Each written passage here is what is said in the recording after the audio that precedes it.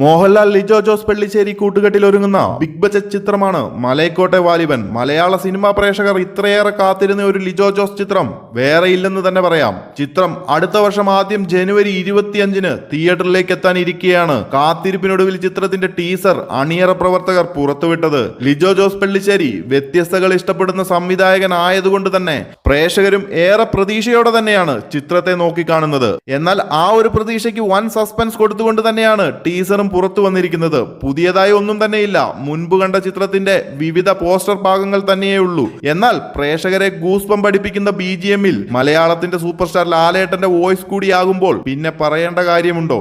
എന്തായാലും ചിത്രത്തെ പറ്റി അധികം ക്ലൂ ഒന്നും ടീസറിൽ കൊടുക്കാതെ സസ്പെൻസ് നിലനിർത്തിക്കൊണ്ട് തന്നെയാണ് അണിയറ പ്രവർത്തകർ ടീസർ പുറത്തുവിട്ടിരിക്കുന്നത്. ഒരു പീരിയഡ് ഡ്രാമ ആക്ഷൻ ത്രില്ലർ ഗണത്തിൽപ്പെട്ട ചിത്രം. ആ ഒരു കാലഘട്ടത്തിലെ ഗുസ്തിക്കാരന്റെ വേഷമാണ് ലാലേട്ടൻ കൈകാര്യം ചെയ്തിരിക്കുന്നത്. എന്തായാലും മോഹൻലാൽ എന്ന നടന്റെ കരിയറിലെ പ്രധാനപ്പെട്ട ഒരു കഥാപാത്രം തന്നെയാകും മലൈക്കോട്ടെ വാലിബനിലേത്. കാരണം കഴിഞ്ഞ കുറേയധികം ലാലേട്ടൻ പടങ്ങൾ നല്ലൊരു ശതമാനം പ്രേക്ഷകരെയും തൃപ്തിപ്പെടുത്താൻ സാധിച്ചിട്ടില്ല.